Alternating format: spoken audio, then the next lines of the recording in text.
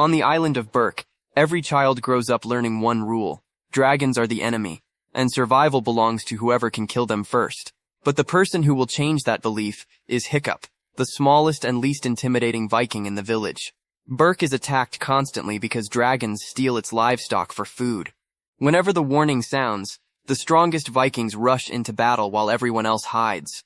Hiccup is always ordered indoors because no one believes he could survive outside. Unfortunately, he is desperate to prove them wrong. During another massive raid, Hiccup slips through the burning village, while dragons tear apart buildings and carry away animals. His father, Chief Stoic, catches him and angrily orders him back inside. A dragon dives toward them, but Stoic knocks it away with one strike, showing why he leads the tribe.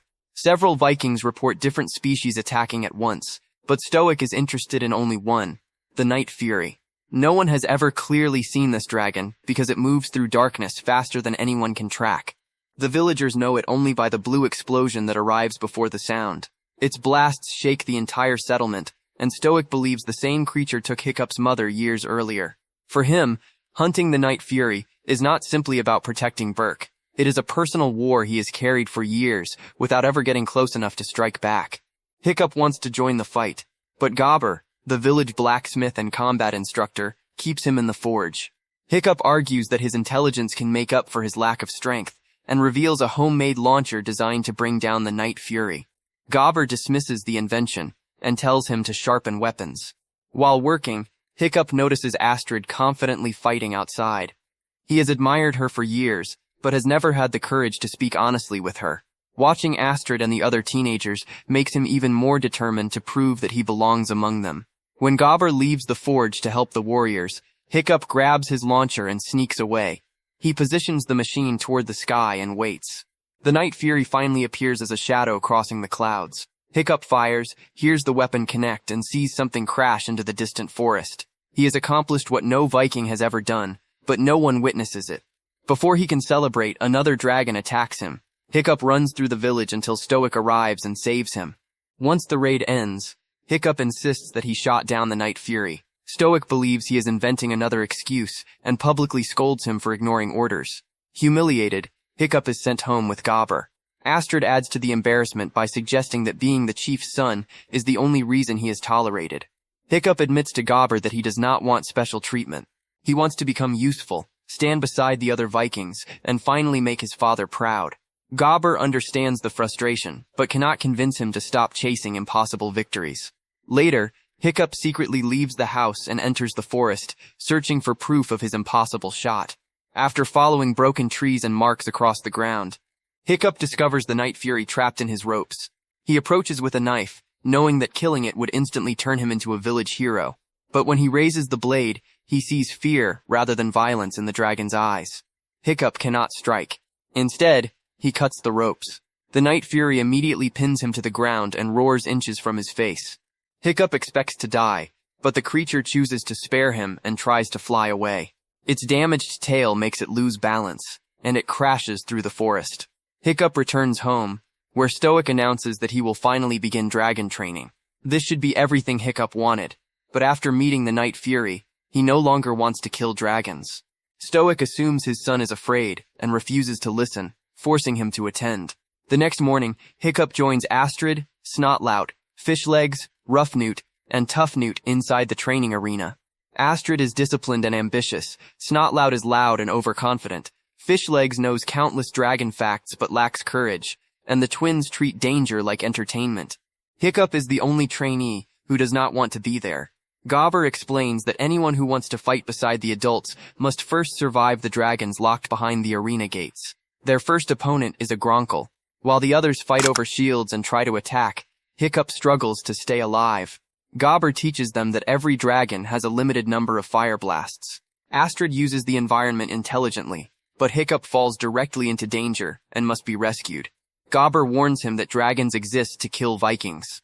Hiccup cannot accept that statement because the Night Fury had every reason to kill him and did not. He returns to the forest and discovers a hidden valley surrounded by cliffs. The Night Fury is trapped inside because it cannot fly high enough to escape. Hiccup studies its movements and realizes that half of its tail fin is missing, damage caused by his launcher. That night, Gobber introduces the trainees to the Book of Dragons, which contains Burke's knowledge about every known species, including their attacks, weaknesses, and the most effective ways to kill them. The others quickly lose interest, but Hiccup stays behind and studies every page. He searches for an explanation of why the Night Fury spared him. When he finally reaches its entry, there are no drawings, habits, or weaknesses. The page contains only one warning: never engage it. Far from Burke, Stoic's expedition enters a wall of fog while searching for the nest. The sea becomes unnaturally quiet between the rocks, then a creature attacks from beneath the water as dragons strike from above. The Vikings barely escape, and Stoic is forced to return without finding the nest. His failure only strengthens his determination to try again. During the next arena exercise, Hiccup keeps questioning Gobber about the Night Fury instead of concentrating on the dragon in front of him. The creature nearly catches him several times while the other students struggle to control it.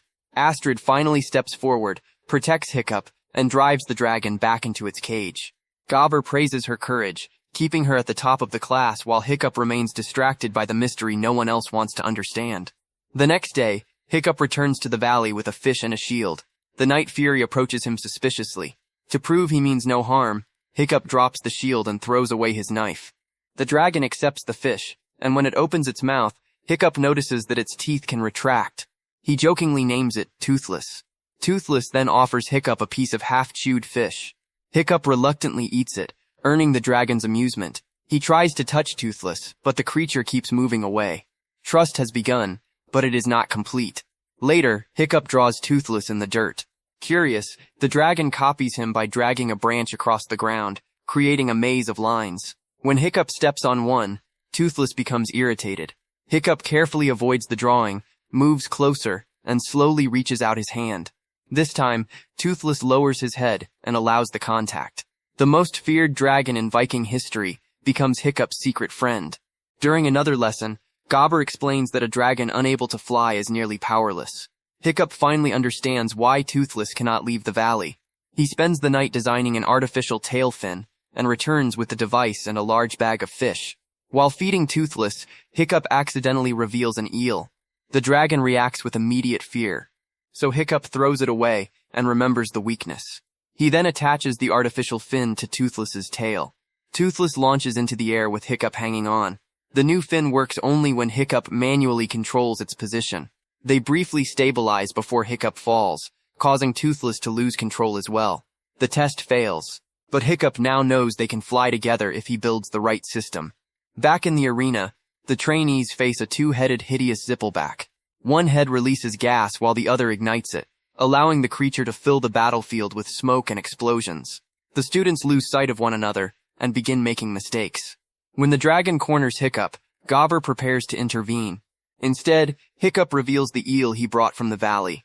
Both heads immediately recoil. He advances slowly, forcing the dragon backward, and guides it into its enclosure without attacking. The victory shocks Gobber and the other students because Hiccup has controlled a dragon using knowledge that does not exist in their book. He secretly builds a saddle, safety harness, pedals, and a control system connected to Toothless's artificial tail. Their early flights end in repeated crashes, but every failure teaches Hiccup something new. He also studies Toothless's behavior. Certain flower petals make the dragon sneeze. Scratching a specific spot beneath his neck makes him collapse in relaxation. Reflected sunlight captures his attention like a moving target. Hiccup uses these discoveries during training. He disables one dragon with the flowers, calms another by touching the correct spot, and leads a smaller dragon back into its cage using reflected light. He never fights, yet he begins winning every exercise. The teenagers who once mocked him now crowd around him for advice. Gobber cannot explain his methods, and Stoic returns from a failed expedition to discover the entire village praising his son. For the first time, Stoic feels proud, but Hiccup knows that approval is based on the belief that he is becoming an exceptional dragon killer. Astrid becomes suspicious. She has trained harder than anyone, yet Hiccup suddenly controls dragons without effort, and refuses to reveal how. Meanwhile, Hiccup and Toothless perfect their flying system. During a high-altitude test, Hiccup's written control guide blows away, and his safety strap comes loose. He falls from the saddle, and Toothless begins spiraling, because he cannot operate the artificial fin alone. Hiccup manages to climb back aboard. With dangerous cliffs approaching, he stops relying on the guide and controls the system from memory. Together they weave through the rocks and return to open sky. They are no longer a boy testing an invention and an injured dragon using it. They have become a true team. Stoic later enters Hiccup's room with a serious expression and says he knows what his son has been hiding.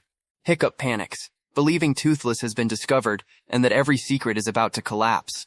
He begins preparing to confess, but Stoic suddenly smiles. He is talking only about Hiccup's success in training. The chief awkwardly tries to connect with his son, praises his achievements, and says he may become Berk's greatest dragon slayer. For once the two seem close, yet Hiccup cannot enjoy it because Stoic is proud of someone Hiccup is only pretending to be. During the final training competition, Astrid tries to prove that she deserves the top position. Before she can defeat the dragon, Hiccup calmly controls it. Gothi selects him as Berk's leading young dragon slayer, meaning he must kill a dragon publicly during the final ceremony. Astrid refuses to accept the result and follows Hiccup into the forest. She reaches the hidden valley and discovers Toothless. The dragon sees her as a threat, but Hiccup stands between them and orders him to stop. Astrid is stunned that Hiccup has secretly befriended the Night Fury. She runs toward Berk, planning to reveal everything. Hiccup and Toothless intercept her and carry her to a high cliff, where Hiccup asks her to experience the truth for herself. Astrid reluctantly climbs onto Toothless. The dragon frightens her with dives and spins, until she finally apologizes for treating him like a monster. Toothless immediately becomes gentle, and carries them above the clouds. As Astrid sees Berk from the sky, her fear disappears. She understands that Toothless is not a mindless killer, and begins trusting both him and Hiccup. Their peaceful flight suddenly changes when Toothless is pulled into a massive swarm. Every dragon carries stolen food in the same direction. Hiccup and Astrid follow them to an enormous hidden nest. Inside, hundreds of dragons drop sheep, fish, and other stolen food into a lava-filled pit. The entire nest becomes silent whenever the ground moves below them. One smaller dragon offers only a tiny piece of meat. A gigantic queen rises from the darkness and devours the dragon along with its offering. Every creature around the pit immediately backs away in terror. Hiccup realizes the raids on Berk are not random attacks. This monster forces the dragons to keep feeding it, and failure means death. The animals his people have hated for generations are also prisoners, surviving under fear. Toothless escapes the nest and returns them to Berk. Astrid wants to warn Stoic, but Hiccup explains that his father will use Toothless to find the nest and then kill him. Astrid agrees to remain silent while Hiccup prepares another plan. Before leaving, she punches him for hiding everything, then kisses him. The next morning, the entire village gathers in the arena to watch Hiccup perform his first dragon kill. Stoic proudly introduces his son while Hiccup enters carrying a knife and shield. The gate opens, releasing a chained monstrous nightmare surrounded by flames. The dragon tries to escape but cannot. Rather than attack, Hiccup drops his knife, throws away the shield, and removes his helmet. He asks everyone to remain quiet and watch. Slowly, he approaches the creature without showing aggression. The dragon begins calming down, proving that peace is possible. Then Stoic shouts. The frightened dragon attacks. Astrid and Stoic rush into the arena while Hiccup becomes trapped. Far away, Toothless senses his danger and races toward Berk. He reaches the arena seconds before the monstrous nightmare kills Hiccup. Toothless attacks the creature, forces it back into its cage, and protects his friend in front of the entire village. The Vikings immediately surround him. Stoic fights Toothless, but when the dragon has a chance to kill him, Hiccup orders him to stop. Toothless obeys and is captured. Hiccup begs his father to release him. Stoic refuses, accusing his son of betraying Berk and defending the creatures responsible for taking his mother. Their argument becomes intense, and Hiccup accidentally reveals that he has seen the nest. Stoic realizes Toothless can guide the fleet there. The next morning, the Vikings sail away with Toothless chained to the lead ship. Stoic believes the dragon will instinctively guide them home, so the fleet follows every movement of his head. Hiccup watches helplessly from the shore, knowing the queen is powerful enough to destroy the expedition, and that Toothless will be killed once he is no longer useful. He blames himself for revealing the nest. Astrid reminds him that everything changed because he was the first person brave enough to see dragons differently. The situation is his fault, but that also means he understands how to fix it. Her words give him one final idea. Hiccup returns to the training arena and calmly approaches the captive dragons. He teaches Astrid and the other teenagers how to gain their trust. Within minutes, Berk's young dragon fighters become its first dragon riders. At the nest, Stoic's fleet attacks the mountain and blasts open its wall. Hundreds of dragons race out, fleeing into the sky. The Vikings believe they have won, but the ground begins to break beneath them. The gigantic Red Death rises from the mountain. Its first blast turns the battlefield into an inferno. Stoic orders the Vikings to retreat while he and Gobber prepare to hold the monster back. Before it can kill them, Hiccup and his friends arrive riding dragons. Stoic stares in disbelief as his son leads the rescue from the sky. The riders separate and use every lesson Hiccup taught them. The twins confuse the Red Death from opposite directions. Fishlegs uses his dragon's weight. Snotlout attacks recklessly, and Astrid keeps everyone coordinated. Their goal is not to defeat the queen but to keep it looking away from the trapped Vikings. During the chaos, Hiccup searches for Toothless. He finds him chained to a ship, but the restraints are too strong to cut. Before he can find another solution, the monster smashes the vessel, throwing both Hiccup and Toothless into the water. Because he is still chained, Toothless sinks. Hiccup dives after him, but cannot break the restraints. Stoic pulls his son from the water, then turns back and dives beneath the surface. He frees Toothless. The Night Fury carries Stoic to safety, forcing the chief to recognize that the dragon he hated has just saved his life. Stoic apologizes to Hiccup for refusing to listen, and finally tells his son that he is proud of him. Hiccup climbs onto Toothless and returns to battle. The other riders struggle against the giant dragon. Fishlegs is nearly crushed. Snotlout attacks its eye to save him, and Astrid's dragon is pulled toward the monster's jaws. She breaks its teeth with her axe and escapes, but then falls through the air. Toothless catches her and places her safely on the ground. Hiccup draws the Red Death away from everyone else. The enormous creature spreads its wings and follows them into the clouds. Firing continuously, Toothless disappears into the darkness and attacks from different angles, repeatedly blasting holes through the queen's wings. From below, the Vikings see blue flashes moving through the clouds like lightning. The Red Death responds by filling the sky with fire. One blast ignites Toothless's artificial tail fin, leaving Hiccup only seconds before they lose control. He decides to use the queen's size against her. Toothless dives straight toward the ground while the Red Death follows. Just as the monster opens its mouth to attack, Toothless turns and fires directly into it. The fuel inside the creature ignites, and its damaged wings cannot stop the fall. The Red Death crashes into the island, creating a massive explosion. Toothless climbs away, but the monster's tail strikes him. Hiccup is thrown from the saddle and falls toward the flames. Toothless dives after him as the fire consumes everything. When the smoke settles, Stoic searches desperately through the wreckage. He finds Toothless injured, but cannot see Hiccup, believing his son is dead. He collapses beside the dragon while Astrid and the others begin to mourn. Then Toothless slowly opens his wings. Hiccup is lying safely beneath them. Stoic lifts his unconscious son and thanks Toothless for protecting him. Hiccup later wakes inside his home with Toothless beside him. At first, he believes the battle ended without taking anything from him. Then he tries to stand and discovers that he lost part of one leg in the explosion. Gobber has built him a metal prosthetic, matching the artificial tail Hiccup once created for Toothless. The injury permanently connects them.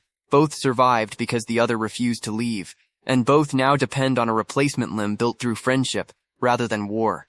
With his friend supporting him, Hiccup walks outside and discovers that Berk has completely changed. Vikings and dragons now live together.